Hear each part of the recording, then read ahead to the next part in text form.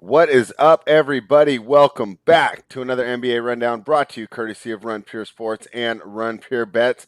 Here today to talk with Travis and JSU. Travis, rough night for the Bucks last night, rough night for the Nuggets, rough night for me. What were your takeaways from what we saw last night? Yeah, man, so much has happened since we've done a show, right? Yeah. I haven't victory lapped my Hawks on this show, so I have to do it, right? I don't think I've done it yet on here, so I have to do that real quick. So that's sitting good. JSU's Dallas Mavericks were super impressive, so we definitely, we'll let him touch on that, even though they didn't get it done. Impressive as anything. If only they didn't make that Josh Richardson trade and they could have had Curry. Like that hurt them big time. I mean, that was just not a good trade. And then what's it called? You asked me about the Bucks, right? So Yeah. spread. I messaged you. I messaged a bunch of people just because I want to get their takes, right? Like, what would you do? With the Harden situation. I ended up letting it ride and just saying I know some people were like, this Bucks team will be able to end up to beat them up inside. I just wanted the Bucks to prove it to me, and they weren't able to prove it so far. And I know you're on that Bucks side. I was excited to get on the show with you as someone who has a Bucks ticket and is backing the Bucks and hear where your thoughts are, because I feel great right now. But again, a series is not a series. It hasn't changed until we get a road win, right? Like, it's all gone fine. Like, 2 in Brooklyn has been taken care of. Now, can the Nets go into Milwaukee and steal a game? I mean, that is key. I feel really good about my position with the Nets, but I'm curious to hear where you sit, because I feel like the Bucks guys are definitely scrambling a bit, but I don't know. Maybe I'm wrong. So before the game, I was telling everyone this isn't a must win. They can go down 2-0, win both in Milwaukee, head back with momentum. After last night, man, I don't know. I haven't officially jumped off ship, but I'm heading towards that plank right now. JSU, what did you think? Yeah, I mean, so I know really a bunch of really sharp guys, including our guy Spread, Big T, bunch of guys who are back in the Bucks, and I wasn't on that side. I thought that, like, the argument was kind of like, hey, these Bucks have the defenders that can defend the Nets, so like that was one thing that was giving a lot of people confidence. And again, I'm just going to go back and keep saying Giannis can't get you all the way through against a team like the Nets. He's not KD. He's not Kyrie. And when you talk about individual defense only gets you so far when you're talking about 2 of the best scorers on the entire planet. One-on-one, isolation. These are 2 of the best scorers. They have the 3 probably best scorers in isolation in the entire planet on their team. Now, one of them's obviously hurt, but it doesn't matter. And I think what this series is showing people is that it doesn't matter who you have to defend. If you're just going to one-on-one let these guys isolate, I don't care if it's against Drew Holiday, Giannis, whatever. They're gonna own you. I mean, KD is just owning them, and what they're doing is really interesting. They're not attacking the basket as much. They're really getting it done in the mid-range. Those mid-range jumpers, when Brook Lopez sags off of a high screen and roll, they're getting right into that mid-range, not the three-point line, the mid-range, and it's just easy buckets every single time. They can get that shot whenever they want because Brook Lopez he can't step up and guard them, because if he does, now the rim is unprotected, and Blake Griffin's going to get a dunk. Bruce Brown's going to get a layup. So he has to almost sag off, and it's just leaving Kevin Durant and Kyrie to get easy buckets. It doesn't matter if Drew Holiday's on him. He can fight through a screen as much as he wants. Those guys don't need much to get that bunny shot off, and that's what we're seeing. I think that it's tough to back the Bucks with the saying, "Oh, defense." Like, they need to change up something entirely. Like, Brook Lopez, in my opinion, needs to get off the court because he can't guard. He can't defend against this. They tried to put him on Bruce Brown. What did the Nets do with Bruce Brown yesterday? Did you notice? They kept Bruce Brown at the top of the key in that area and just let him set screens let him catch the ball whenever he wanted to at the free throw line, let him get that nice, easy floater. And they were just daring Brook Lopez to say, come on, get up here and try and defend your guy. And he wouldn't do it. He just kept sagging away. And if that's going to happen, it's just going to be easy bucket after easy bucket for Kyrie and KD. They need to change this up. Yeah, I mean, never before has there been such a succinct illustration of your mantra. The regular season doesn't matter. Because look at this Miami series, right? By regular season numbers, Miami was a top 10 defense. Bucks had an offensive rating of like 118 in a playoff series against Spoelstra against a top 10 defense. Now we turn around, a bottom 10 defense in the Nets is now playing with offensive rating that would have put, or defensive rating that would have put them in the top 10. They literally just flipped the switch. It was tough to watch as a Bucks backer and someone who touted them all week. I'll take my medicine. And the last thing to play into your little narrative, Travis, I know you love a narrative, right? And I think that Kevin Durant, he sees blood in the water. I think he's gunning for that best player in the world title, right? And he saw something that I noticed that LeBron was doing when he was playing, right? And that was not getting back on defense because he was complaining about foul calls. Now, is he really that much of a whiner, or is he getting older and is he getting tired and is he using that time to rest? Because, like, in my personal experience, right, when I'm, like, working out with my buddies and I'm tired and I don't want to start to do that next set, you know what I do? I complain to him about LeBron James complaining about foul calls, but that's basically so I don't have to get back and do the work. Long story short, KD is dominating on both ends. His ability to raise his defensive level has been fantastic. The Bucks can't match it. I don't really know where we go from here, but we'll be able to talk about a little about that tomorrow. Yeah, anything you want to throw in there, Travis? Yeah, the one thing I want to throw in is, like, remember KD won, like, defensive player of the year. Like, he was always amazing. And, like, the one thing the Bucks need to do, I think the focus has to be, and of course some things are going to regress a little bit unless Blake Griffin is just, a superstar again, who knows. The big thing that I think the Bucks need to do is they need to force that ball out of KD's hands, Kyrie's hands, and yes, get it into Blake still, get it into some of the other guys, and force them to try and make some decisions. And also, don't let Kyrie and KD be comfortable just, like, ISOing you and just owning you, right? Like, they're comfortable doing that. You need to make someone uncomfortable. At least that's just my way I look at it. I don't know, Jason, you're shaking your head, so I don't know if you're disagreeing or what, but I want to make my opponent uncomfortable, and I think that's the best way to do it. And maybe tire Kyrie out on defense, but that's not the easiest thing to do because they don't got the guys to do it, right? I mean, maybe Drew would really have to become an absolute stud and really step up and shine to do that to a Kyrie, but you can do your best to hide him, then they can try and do some switches, but it's just not going to be easy. It's going to be a very difficult series. I mean, spread it. It's easy to, if you're KD, to just complain and look at the ref whenever you want when you're up 20. 30. No, but I'm saying he's been fantastic in transition. I mean, no, he has been. I know. Even when they get the misses, they're not getting out like I expected. I was saying, they're going to get the defensive rebounds. That's going to get them out, right? They're going to corral every defensive board. That'll allow them to get out in transition.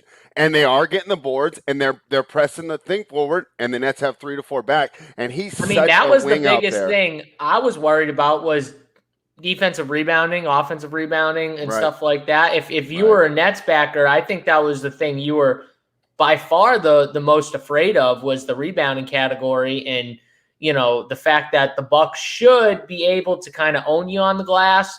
But really, I think Brooklyn's been doing a fantastic job of, rebounding for the size that they're giving up. And look at what they're doing. Like, KD is guarding Brook Lopez down low at certain points in this game, and Brook Lopez threw him down in frustration on one play when they were already down like 20 at one point. Like, it's not fair. KD is so good. I don't think he gets the credit for being as good of a defender, and not just as good of a defender. I don't think he gets the credit for defending pretty much anyone on the court, because he can. He can go guard the center and then come out and guard the point guard. Like, it doesn't matter. He's capable of doing all that. And I don't think he gets enough credit for how good and versatile he actually is when it comes to defense. I just think everyone sees his offense and they just say, this guy's the greatest in the world. And that's the problem. When you're just so good at one thing, you're just known for it. Like he has to be the best scorer on the planet right now, but like no one's talking about his defense, and his defense has been amazing in my opinion. His defense is what I expected from Giannis's defense this series, and that's where I just missed it. He elevated his defense. Giannis is not. Giannis is You know who also elevated his active. defense? Kyrie. Yeah, I and think you know Kyrie's what? I played always much said better. that those guys can do it. They just don't. But if you remember the Warriors finals, right? He was locking up when he needed to. Here's the thing about Kyrie here's the thing about Kyrie that people don't realize. Kyrie is the guy that the situation has to be perfect, and you will get the absolute ceiling and the best. Honestly, if we never got Kyrie with LeBron and he was on that just absolute garbage Cavs team and they never got him help, we wouldn't know how good Kyrie is. We would see some special spots in the regular season, but he does not rise up until you get him in the perfect situations. And when you get him to that level, he is unreal. I mean, absolutely one of the best out there. I mean, so Kyrie is just a different kind of animal. And when we get him in this level and pushing towards this, like, man, like he is just so fun to watch in the postseason. Yeah, Blake Griffin found the fountain of youth. That's something that we didn't handicap, right? I mean, he's looked fantastic. The role players are doing their job. You know, Joe Harris is a sharpshooter. So good to talk about that one because that game doesn't come back till Thursday. So they get a couple of days to regroup. And then the Nuggets, they play tomorrow. So let's touch on that series tomorrow, and let's jump into tonight right now. The first game is Atlanta Hawks, and they're going to head to Philadelphia to take on the 76ers. The Sixers have been taking money. They're out to -6 right now. The total is 224. Travis, you know, we like the Hawks before the series to win it, and even if the Hawks lose tonight, I think they're still in a good position to win the series, heading back to Atlanta 1-1. I kind of like Philly to bounce back here. My main concern is just the health of Joel Embiid, and I know that you do read the press conferences.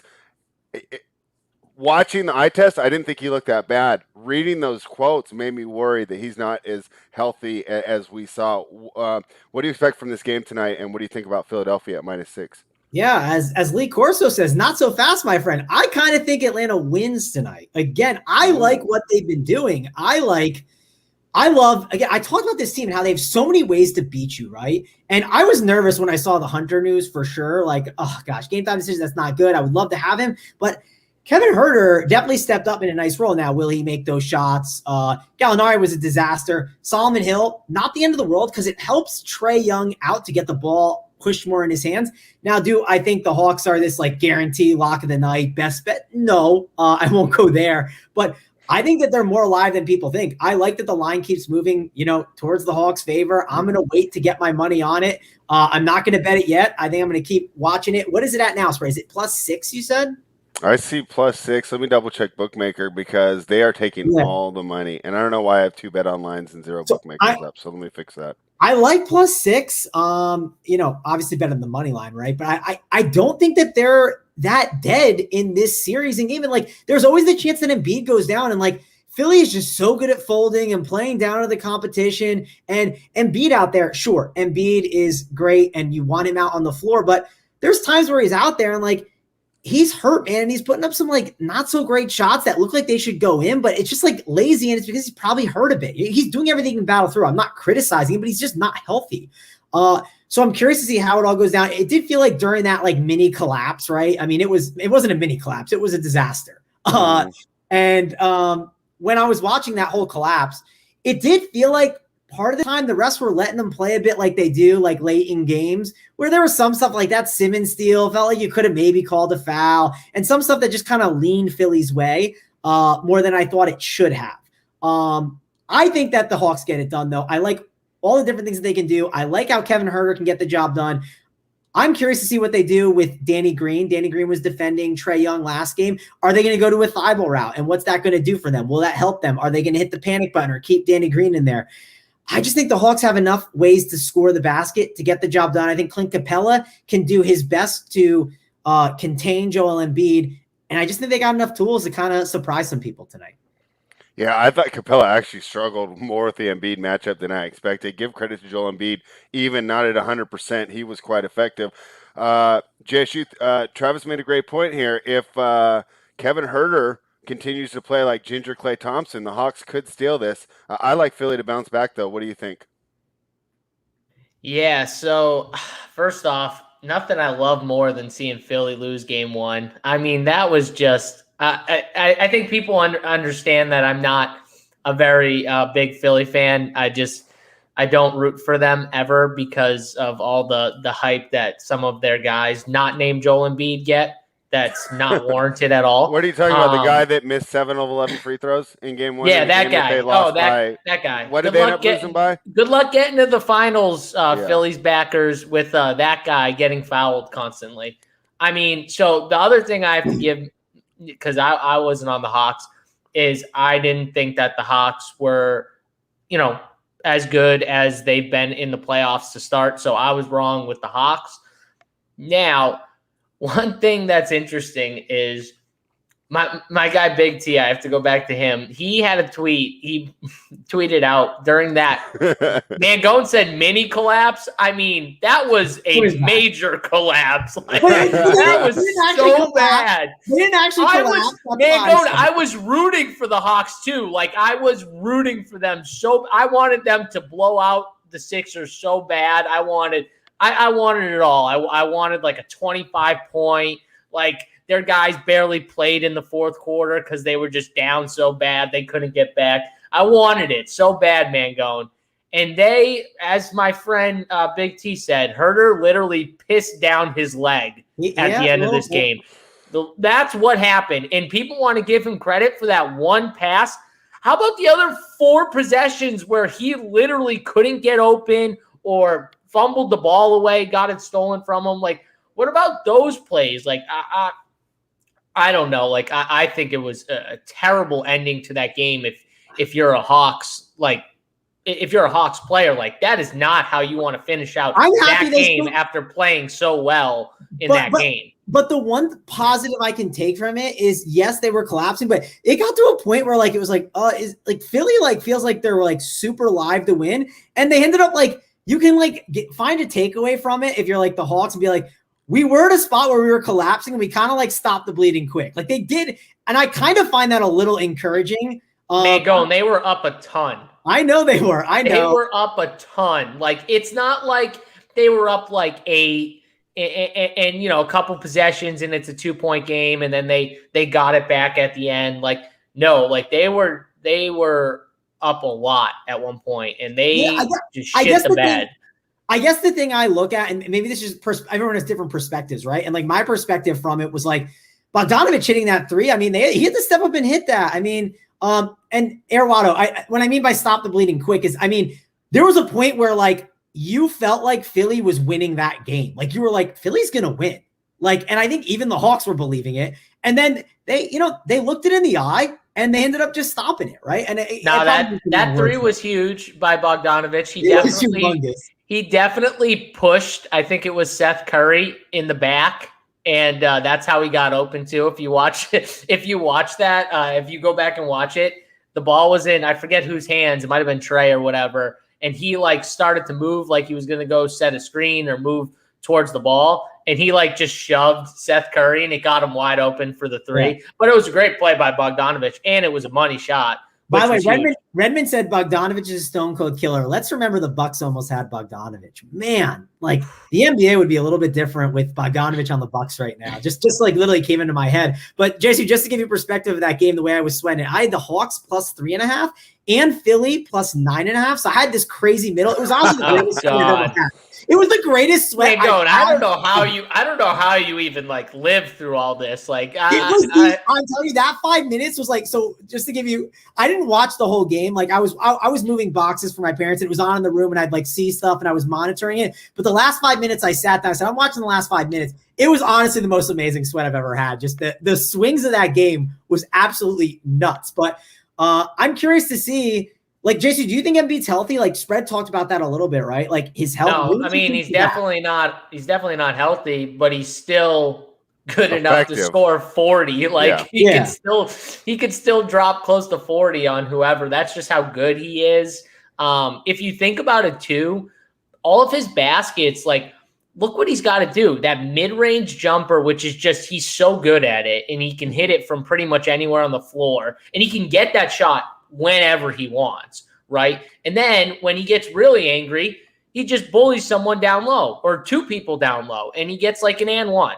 You know what I mean? Where it's just like, it's just unfair because he's just so big and so skilled down low.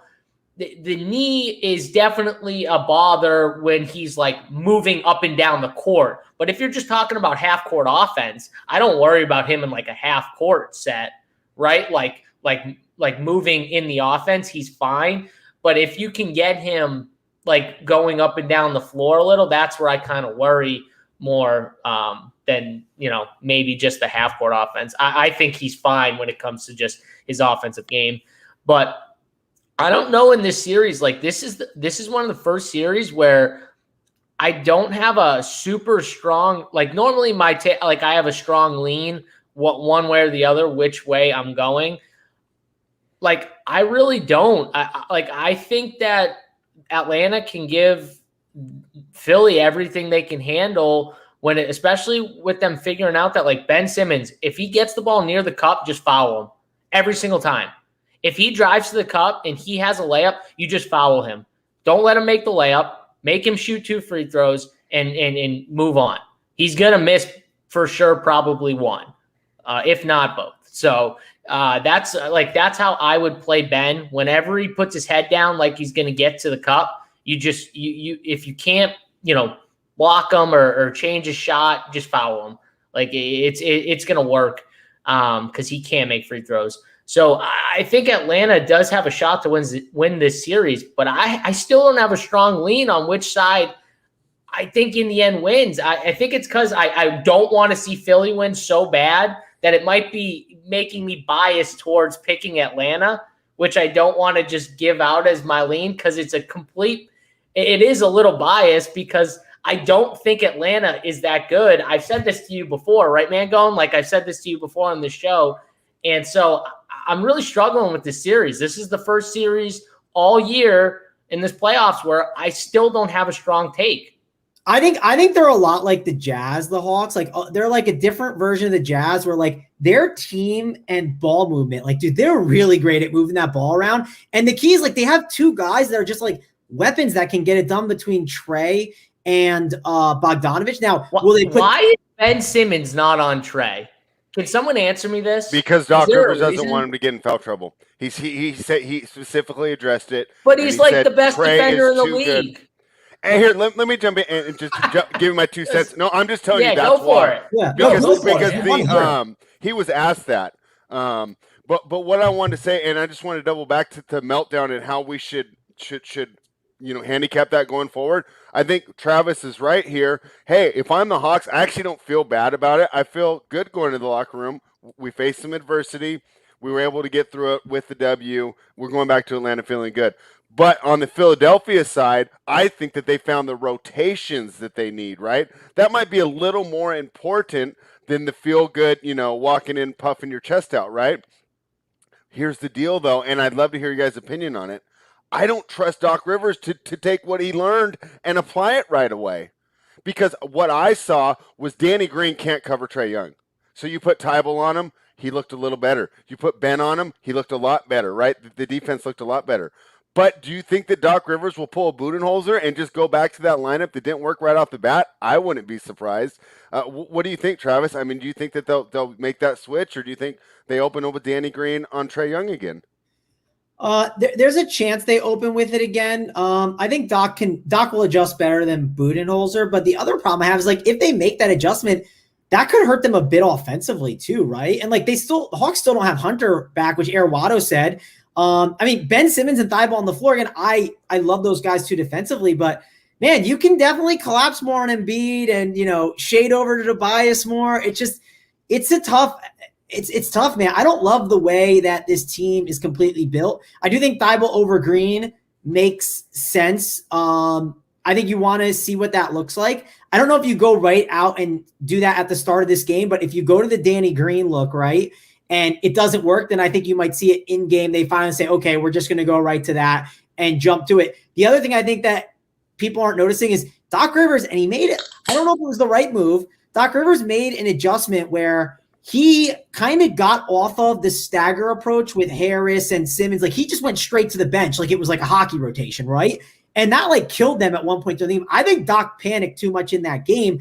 And will he do that again? Doc just can make so many mistakes that there is a concern that they don't get the job done, right? But do you think that he was frustrated and basically just saying, look, you guys aren't going to get minutes just because you're starters. If you're not out there and you're not giving me the good defense, I'll just go to these other guys. Not that I agree with that move, but I think that's what he was doing. There's a chance, right? Like to prove a point. And maybe he's just doing it to prove it for the series or trying to give a different look. But that did kill them. And I'm curious to see what happens. Now, if they go back to more of the stagger approach and like they look really strong, now I might get a little more nervous. But again, no Hunter still, which is great as well. I think Hunter can do a great job of containing Tobias Harris. And when you talk about late in a game, when the game is close and needing to get buckets, well, if you have Hunter that does a good job on Harris, if that happens, like we get to game 6 or game 7, and Hunter does a good enough job where he can contain that, and then Embiid's going to be the guy that has to get you that bucket where he's not really a guy to be the, hey, like, let me get you a bucket kind of guy to score the hoop,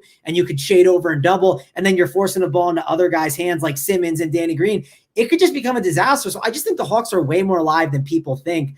And I think this game, like, it's not going to be that zigzag Philly comes out and blows them out by 20. Like if they blow them out by 20, I'll be really shocked. I think this game is going to be pretty competitive. All right. Sounds like Travis is leaning towards taking the 6 point.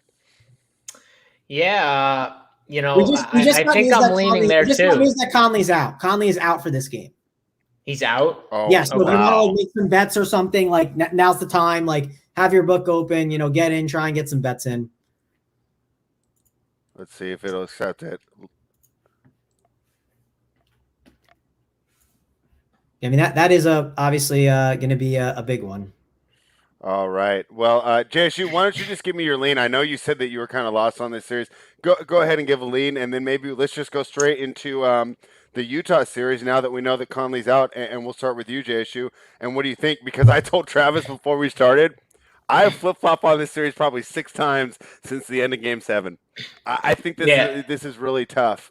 I lean towards the Clippers. My original feeling before Game 7 started was that I thought the Clippers win Game 7 in Dallas. The Clippers lose Game 1 in Utah. They win the series. I was going to hit the Clippers to win the series after Game 1. With Conley being out, I'm a little worried that they might just take that momentum from Game 7 and win the game here tonight. What do you think? Yeah, I mean, so I kind of like Utah, I guess, a little bit more in this series, but obviously Conley being out does hurt them. And with the Clippers coming off a 7-game series with Dallas, where it was a tough series back and forth, I think that Utah still has a good chance to win this game, and even with Conley out, I think they win this series too. I wasn't as high on the Clippers, which is why I like the Mavs so much in the last series. And I'm just going to continue that theme. I think the Utah Jazz team is good, and they have guys, right, that they can go get in there and cover some of what Conley does. We've seen it all year with Clarkson and Joe Ingles, and Bogdanovich can pick it up a little bit. And I think, honestly, Gobert might be a key, because I think the Clippers are going to struggle with him down low with his size. So it'll be interesting to see what they do to match him, because you would have to assume they're not going to run that small ball lineup out against Utah. No, Zubac right? gets more run for sure. Yeah, but I'm saying you probably assume they start him, right? Or start a big, right? I say you go back to it, right? You make the adjustment on that last series, right? But you're not saying Zubac, you're a bad player, right? You're saying, hey, this isn't the series for you. Stay ready. We're going to need you. Spread. Here's the thing, though. I think that Donovan Mitchell is going to pick out Zubac. They're going to get him in pick and roll at every single chance he's on the floor, and he's going to expose him too. If you watch the last series, which I know they're going to pull that tape, they're going to see he's a liability when he's out there. So I think Donovan Mitchell is just going to have a monster series. I think, whenever he's out there, high pick and roll, Mitchell's going to attack Zubac. And if they take him out and go small, Gobert's going to dominate the boards, like absolutely dominate the boards and dominate down low. So I think Utah is the team that I'm picking to win this series, and I like them here tonight, even though Conley's out. All right, great to hear. And I do agree with you there on Zubac's on the pick and roll here. So let's see if Ty Lue can take a page out of Phoenix's playbook last night, because last night when they tried to use those pick and pops, right, to take advantage of Ayton not being as good out on the wing, what did they do? They just rotated right away, right? And let's just rotate right away. And that's how you're going to have to do it, because you can't leave Zubac there. So as soon as you see that pick and roll start, you need to already start the rotation to get the wing there to move them out and get them back down low. We will see if they can do that. Travis, what do you think tonight? Like I told you before we started, I've flip-flopped like 6 times, and JSU made some great points. Yeah, sorry. I'm doing 1,000 different things at once. Yeah, so I'm with JSU on liking the Jazz for this game. I actually like the Clippers for the series. I think what you're going to see is I think you're going to see the Zubac thing. Mangone likes the Clippers. I mean, by game 3, he'll change. By game 3, he'll be on the Jazz for the series. You know, we're going to get him. We're going to get him. Sometimes you just, the heart wants what it wants, and it just wants. Mangone, did you pick the Clippers to go all the way? I have the Nets. I have the Nets. The Nets. So you have the Nets and the Clippers? Yes, but this dates past the last year when I thought the Clippers were so great. Also, they have there's some like they have my boy Rondo, and like as like a Celtics fan who like grew up watching Rondo and like loving him, there's like some. I mean, there's even more ties to it now. I mean, I just want them to win for Rondo. I do think they're good. It's not just that, right? There's all the stats backed it up too. But I think the thing that's going to happen in this series, the Jazz, I think, win this game. I think that was a really emotional like series for the Clippers. I think it's going to take a little wear and tear on them. I think you're going to see the Zubac get inserted in the lineups.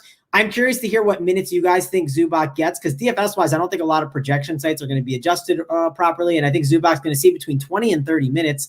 I think Gobert's going to kill Zubac in a lot of that time. And I think what you're going to end up seeing, I think JSU made good points about the Mitchell stuff, which I didn't think about, but I think that's absolutely correct and exactly what Mitchell should be doing, because Utah loves to kind of do that pick and roll and take advantage of spots.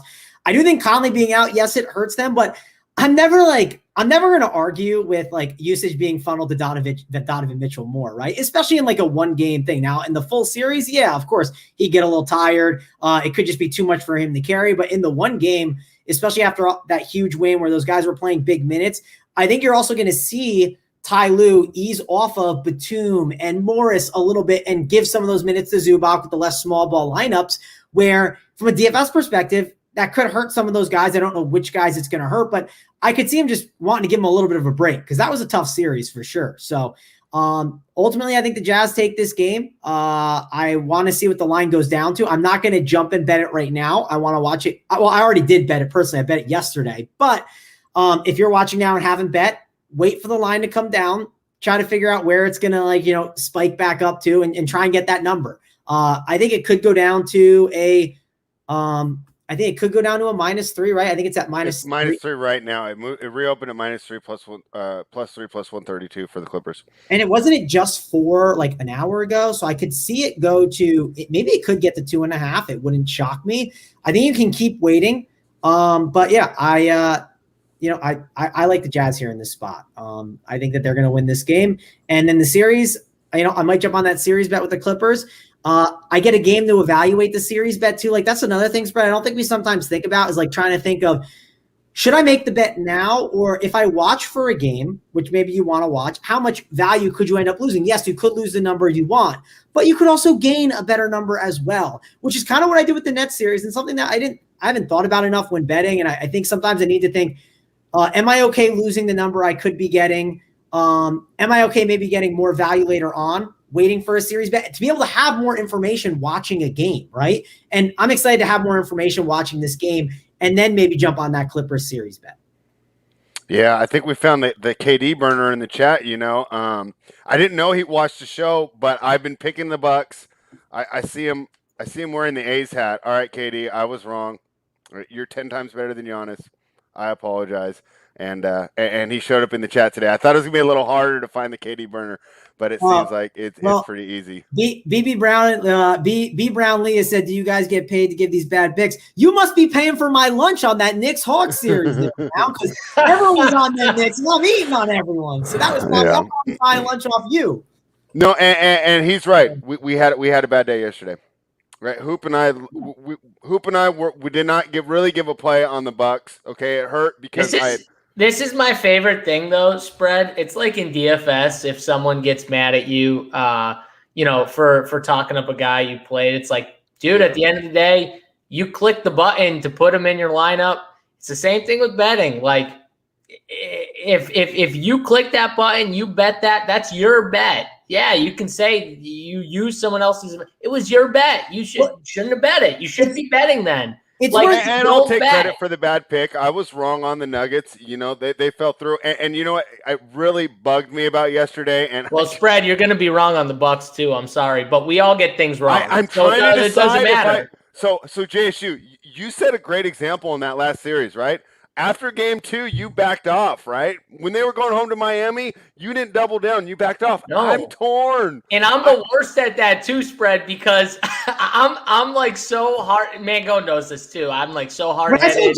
You stand down, I was like, oh, money. Oh, yeah. When I stood down, I was like, I couldn't believe it. Like, Tony's out there telling people I still think the Bucks win this series, tweeting it out and stuff like that. Like, that's how I normally am. I'm normally like that when I have a pick and they don't do well for the first couple. Like, I don't normally stand down. Mangone knows I stood right down. Yeah, because you were talking about, hey, don't take the L till the series is over, but you did it. And hey, no, B Brown, you're right. That was a bad pick by me yesterday. But like, we had won like a bunch of days last week in a row. I didn't keep track, but I mean, we were just on a roll. Like, we're not going to win every single day. We're going to show up. We're going to give our opinions, and we're going to win more often than we lose. But nothing's a stone cold lock. It's like baseball, Spread. Mike Trout, he went 0 for 4. Does he suck now in one day? Now, I don't know how long you've been here, BB Brown. I'm not sure. I'd love you to stay. We're definitely having fun, getting on you. We like to get on each other. We like to get on the chatters. Chatters like to get on us. But if you're a good sports bettor, like, let's say like you're like a great sports bettor, you're hitting like, 60% of the time? Like, that's really good. Like, and you're going to lose stuff, right? I mean, it's just naturally going to happen. Now, it's how you react. And like, I'll give you an example from literally just being on the show with these guys. JSU made fun of me for backing off the Clippers and being scared. I had PTSD from the experience of last year. No, JSU was in my ear like I'd say on Sunday. So I've been thinking, what am I doing with the Nets, right? So Harden is hurt, and I'm typically, if a player gets hurt, you need to reevaluate the situation and maybe the bet you have, find a way to hedge it. And a couple of my buddies, they got out of their Nets futures bets, which I was like, I didn't want to do. And I stood there. What did I tell you on the show, Mangone? What did I tell you on the show? I don't remember. What'd you say?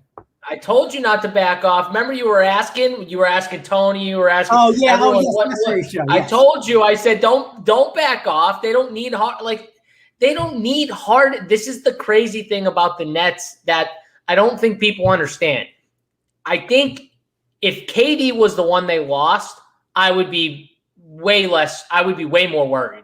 Like, way more worried. He's there. He's the linchpin. He's the having Embiid. 2 of those 3 and not losing KD, I was not worried at all. When Harden pulled up with his hamstring 40 seconds in, I knew he was done. He was walking right over.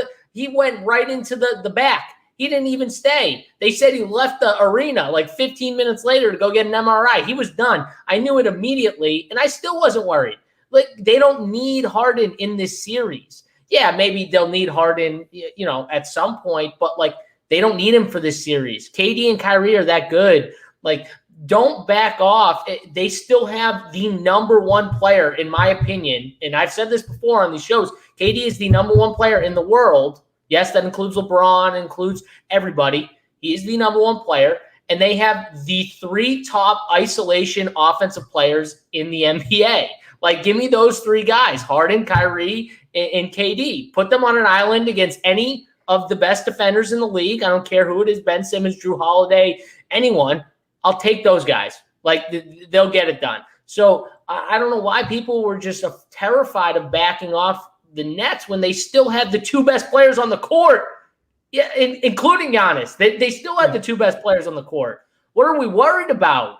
Yeah, and the other thing, JSU, and kind of the point I'm trying to make with it is like we're here to try and teach you guys how to get better as sports bettors too. If you just want to pick, right? Like, oh, like this pick, like go on Twitter and look for one and find some dude that does some like corny video that says that. Like we're also trying to help you become better sports bettors so you can improve as well. And we're going to give you our best bets and hope to try and help you out there too. But we're giving you more than that over here at Run Pure Bets, right? And Run Pure Sports. We're also trying to teach how to fish a little bit. And like, just that conversation with JSU, like on this show and like kind of getting on me, it made me reevaluate a little bit. Like, let me stay on the Nets. Like I've been betting against Giannis for a while. I'm going to keep betting against Giannis because I want him to prove it to me. Like show me that. And I don't want to give up the EV that I've earned. Like I have the Nets like plus 600 to win the title. Why am I cashing that out? Like that's good value. Like, and that's also from conversations I had with other friends saying like, hey, like when you make a good bet, like don't necessarily give it up. And that's what I didn't. I made sure to stay on it. And again, these are things that we're trying to teach you and learn here at Run Pure Bets. We're trying to help you out in the Discord chat. Like one of our guys that ended up being a subscriber over here, he ended up picking Phil Mickelson to win the PGA Championship on his own. He did not use our picks. But you know what he at least gave us credit for? He said, without you guys helping me build the bankroll, help me become a better sports bettor, that's how we got there. And that's how I helped to make the pick. Now, we're not going to take credit for the Phil Mickelson thing, but I'll say this. I'm proud that we helped someone be able to make a really great decision as a sports bettor and become better. And that has more value to me than being like, I'm up this amount of units. I'm just so happy that that moment happened here at our site. Also, the fact that his bankroll was built up where he could bet like $1,000 on Phil Mickelson to win the entire thing, and he didn't hedge, I don't think, or anything. He bet $1,000, I think, right? To win $300K. And again, he gave Joey Work credit for helping build that bankroll. Yeah. Like, and I'm not trying to be here and like just saying, oh, we're great. But I'm just trying to say that to me has more value than I gave my best bet for the day and move on. Like that to me is something that I'm proud of with this site. I just thought was absolutely awesome. All right, guys. Well, before the best bets, can you guys help me with one more thing? So yesterday, like B. Brown pointed out, we didn't have a very good day because not only did we miss the pick, we stacked the Milwaukee game in DFS, and I think I sent you the screenshot, right, where I tried to not even have a game. Yeah, but the winner of the I was looking at some of the winners of some of the DFS contests. They had like 4 Brooklyn Nets and I think a Milwaukee guy still on there. Yeah, I think I have one Milwaukee guy, but I mean, it was rough. But I'm saying they had 5 guys from that game. Yeah, but if you had to have all Brooklyn, we mixed it evenly. The value got there though on the Nets, which was part of the key. And it's only a 2-game slate, right? So like sometimes that'll just happen. So yeah, it was brutal. Like, but hey, Hey Mangone, do you know who was the 4th highest scorer on the entire slate? Yeah, it was your boy Bridges. You guys gave me shit for having him in my core. You guys were killing me for it. And he comes out and he owns all of you. He even outscored Giannis. Like, come on. You know who else? Giannis. You know who else owned JSU? Torrey Craig revenge narrative. That's right. Unbelievable. I forgot the revenge. But hey, so owned by Torrey Craig. My point in bringing this up last night, right? The totals were hugely disparate, right? So that's why we stacked the Nets game. Tonight they are not. I got a 224 in the Hawks games and a 220 in the Clippers. I mean, I think if we thought one was going over, one was going under, we might stack, but those are still so close. Seems like we want to get a pretty even build. Maybe your thoughts on the total and maybe an idea for some value here so I can bounce back on these lineups. We'll start with you, Travis. Sorry, I was sending a message. You were saying start with you, JSU. We will. What do you think of the totals? And what do you think of the totals? And who's maybe some value on this slate, so I can spend up efficiently? Well, I think now with the Mike Conley news, I'm kind of bummed that he's been ruled out already. I wish that came later because now I think that everyone is just going to load up on more of the Utah guys.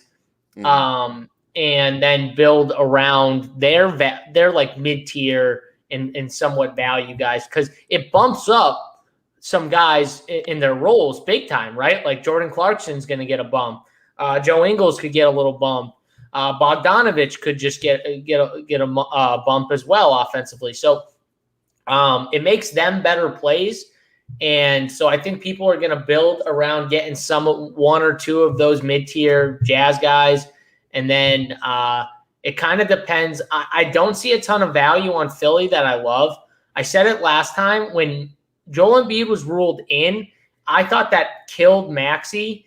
And we saw it, right? Only 14 minutes on the floor, right? He didn't get like the 20, 25 minutes of run that he was getting without Embiid. And, I think that's wrong because I think he should be on the floor. He is really good, by the way. He is a hooper. Yeah, he is. But it just like I knew Doc wasn't going to play him as much with Embiid because they don't need his offense when Embiid's on the floor. That's just a fact. They run everything through Embiid. So I don't know, like the Hawks, they don't have a ton of value that I like either. Do we have So here's my favorite, and I mentioned him earlier, and I know he looked bad at the very end of the game, JSU, but I thought Kevin he was Huerter? fantastic. Yeah, 4,300. Yeah, I mean, Kevin Huerter, he was in my core last time, but do we have DeAndre Hunter officially out?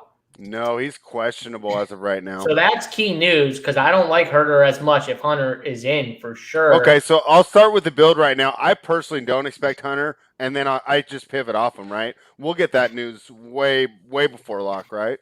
The problem is, though, is like for DFS specifically, I don't love a ton of these Atlanta and Philly price tags. Like Mangone, I don't know if you've looked at the slate a lot yet, but like the Tobias Harris and Ben Simmons, their price tag is kind of priced up as if Joel Embiid's not on the floor. Joel Embiid is 10K now, so he's not in the 9K range. That's a little more expensive. I still think he's in play, but Danny Green, 4.7, no thank you. Seth Curry, 5K. He's starting to get up there, and he's super scoring dependent. I mean, I don't love either side. I think what I'm going to end up doing in DFS is probably loading more up on the late game and picking out like 2 or 3 guys from the early game that fit my lineup build. My biggest takeaway from like thinking about this slate from an overview is the Sixers, your pricing is correct, right? Some of these guys are a bit overpriced for certain situations. Another takeaway I have is Atlanta is not the easiest to peg what is going to happen with a lot of that usage, and that can cause for some down games for guys and up games for others. If Hunter's out, I think Kevin Huerter is the biggest beneficiary. Gallinari gets some benefit, but man, the downside can be rough. And Solomon Hill is a cheap guy that, listen, you hold your nose and you kind of just play because he's a vet that, they're going to dare you to make threes, right, at times, and he can get the job done. The Clippers and Utah guys, I like and if you're talking tournaments and just like trying to nail the absolute nuts, I think there's opportunity here for like Kawhi's probably going to get his 38 to 40 minutes, right? Like he'll probably get his, but the Batums and the Morrises, their minutes are going to get allocated to maybe Zubac. You wouldn't be shocked if Reggie Jackson or Terrence Mann's minutes got allocated to Rondo. Because it's a game one, it's the feel out game. There's a lot of opportunity for some of those cheaper guys to be able to get there and do stuff. Like Joe Ingles 4.9 with Conley out. Like, I mean, he's been really bad, but there's opportunity there. Bogdanovich, you obviously have to look with Conley being out. You got to look at Bogdanovich and even Clarkson at 5'8". Who is Clarkson going to see defensively? Because if Clarkson can get some good matchups, man, like let's say Reggie doesn't start. I don't know if they do something different with that. But if Reggie doesn't backup minutes, he might get a lot of Terrence Mann. Yeah, I mean, it's just a spot where Clarkson could pop off too. Like, I think the Jazz and the Clippers have the value on the cheaper guys. Now, there's more opportunity for those guys to bust, but there's more opportunity for minutes for them to gain and have success. And it's about trying to figure out who that's going to be. Like when you're building out your lineups, let's say you make 20 teams or even 10, or even you make one team alone, make sure not to have like, I'm trying to think of a good example. Like don't put Batum and Morris on the same team. Like I think minutes are going to get cut by Zubac a little bit. And like, regardless, I don't think they're just going to both smash together. I think those are things you have to look at with creating some type of rules with some of these players. Like Ingles and Bogdanovich, I probably wouldn't put them together. And I think Mitchell's just going to absolutely smash. I think this is a big, big Mitchell game. If you think the Jazz are going to win, I like the idea of like the Mitchell goes for, 30 plus points and, whatever Tyler looked up, right? The 30 plus points and then like the win. I don't mind that. I think there could be some value there based on the number. And Donnie Mitchell, you might say, oh, Kawhi's going to be on him. It's game one. They're not going to stick Kawhi on him right away. It's going to be a little bit more relaxed. Yeah, keep that in your back pocket, right? Yep. You don't even best case scenario, you don't have to use it. We know they're going to have to, but in their head, they're hey, maybe we won't have to do this. Exactly. Yeah. They might not. It's just a feel-out series. And again, someone like Kawhi, they're not going to panic. They didn't panic last series. And game one's not a bad series for them just to kind of be like, hey, the guys who got major minutes, we don't have to give you you got 40 minutes, Nick Batum or Marcus Morris, you got 40 minutes. We don't have to give you 40 in this game. I do think Morris is going to be a key in this series. And the guy they want to kind of stick on Bogdanovich on the wing and kind of be that guy that sits in the corner and then, takes advantage of those shots they leave open. All right. And so JSU, I just, went to DraftKings. I built a preliminary build. I'll call this one the Bogdanovich double barrel. I got both Bogdanoviches in there. I like it. I've got enough money left for one Clipper spend up. Paul George or Kawhi Leonard, who would you recommend? I actually love Kawhi in this matchup, and the one main reason is because I like guys against the Jazz who get a lot of their production out on the perimeter. And one thing that Kawhi just has, and it's just so smooth, is that mid-range jumper. And he can get it at any time. And the fact that I don't want him to take it at Gobert. I don't want guys that rely on getting to the free throw line is my point and stuff like that. I want a guy, Kawhi fits it perfectly to me as a guy I'd want to roster against the Jazz because I think he could do a ton of damage in that mid-range with that smooth mid-range jumper he has. And the Jazz are going to have a tough time stopping it. And Rudy wants to defend the rim. He wants you to take it at him. And Kawhi's just going to be able to pull up and get those bunny mid-rangers whenever he wants to. I think Kawhi's the best spend-up on the Clippers for sure, Travis, over Paul George. Do you agree? Do you like Kawhi over Paul George tonight? Yeah. The problem is the price cap's not that large, right? It hasn't been that big. 900. Yeah, that's still not enough for me. I need more. I need more of a gap. It's not there yet to have the conversation. I just would plug Kawhi. Now, what can make the conversation is, does positions matter? I don't think it will because I think I'd rather I'm banking on Hunter being out and I'm just probably slamming Herter in my shooting guard spot. So I don't think I'll need the guard. I think I'll be okay to get away with it.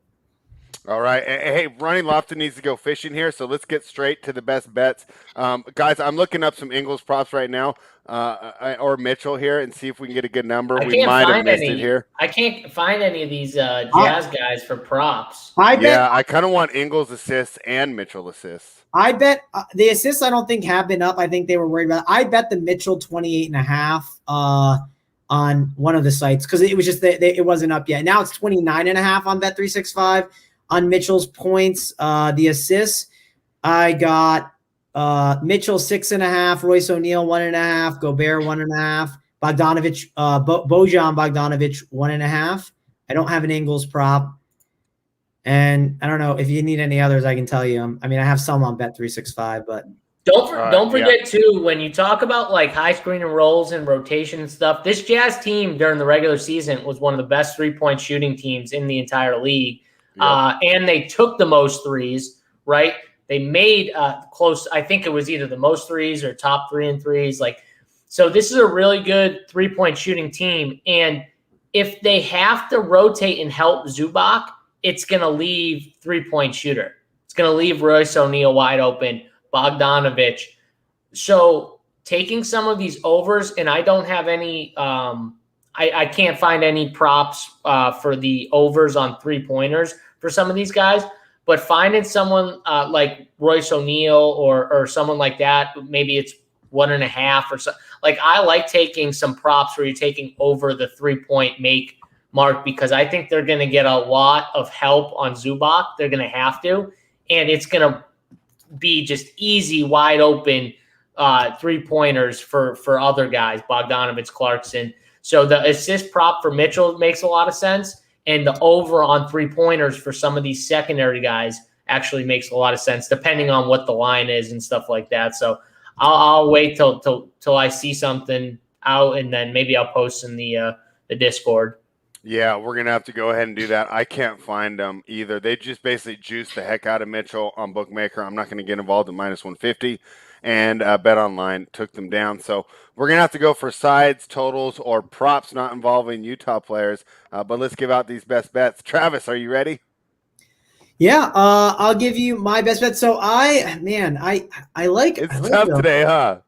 Well, it's not that I actually like both, but I'm I like the I love Jazz the confidence. and I like the Hawks one, but I'm trying to think. Let JSU go first, and maybe I'll pick a different one. I don't know. Let JSU. Wait, what is it? I like both the Hawks. Travis is so confident. He says he wants to let you have the full board because you got go two first. winners. I'll figure a bet out. He doesn't want to take one away from you.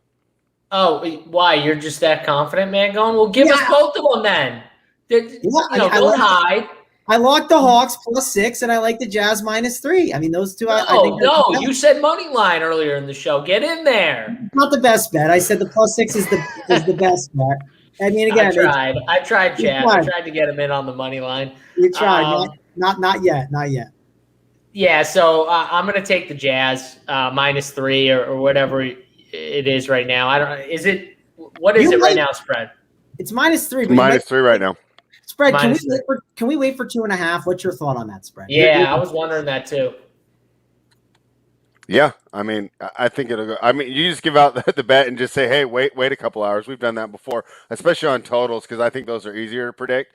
But I'm saying, like, you think that we could get it at 2.5 at some point? Yes, I do. Today, right? Yeah, I do. But hey, guys, I mean, I would also say I'll bet you the buybacks real quick when that happens.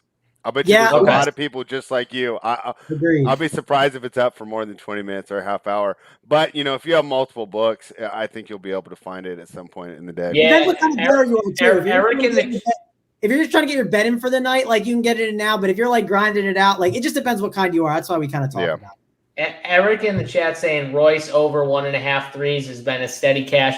The thing with that is teams almost have to give him up for those open 3-point looks because they have to collapse on Rudy when they set those screen and rolls and he rolls to the paint. They have to help on him, or it's just an easy like lob and dunk. And then Donovan Mitchell is so good. They don't want to just give him an open lane or an open jump shot. So they almost need to come off somebody, and off of Bogdanovich, Conley, or Clarkson, whoever's in there. Like, you're going to come off Royce. So that's why he's going to continually get those 3-point. That's why I love those type of bets. When you know a guy is going to have wide open looks, even if he's not the best player, doesn't matter to me. He's going to take those shots. That's why he's in there. And the Jazz will play him 30-plus minutes all the time. So I love those type of bets. If you can get it at 1.5, I like the Royce O'Neal, whatever it comes out at. Another angle you can take on the Jazz. Another angle is you can go first quarter, right? Because you're going to get more Zubac minutes there if Zubac starts. So if your plan is you like kind of like we talked about attacking Zubac a bit, and you think that that's what's going to happen, and you think those minutes are not valuable minutes for the Clippers in this spot, and I think it's going to happen in game one. My thought process is maybe bet them first quarter where he's starting. You get probably at least 6 minutes of Zubac out there, compared to where he might only play 15 for the whole game. So that's another bet that I'm going to look at once we get the starting lineup. God, they're gonna. I guarantee you, they're gonna go right at Zubac from the beginning. Yeah, but I think he's gonna dominate them. They have to, because that small ball lineup is what they want to avoid.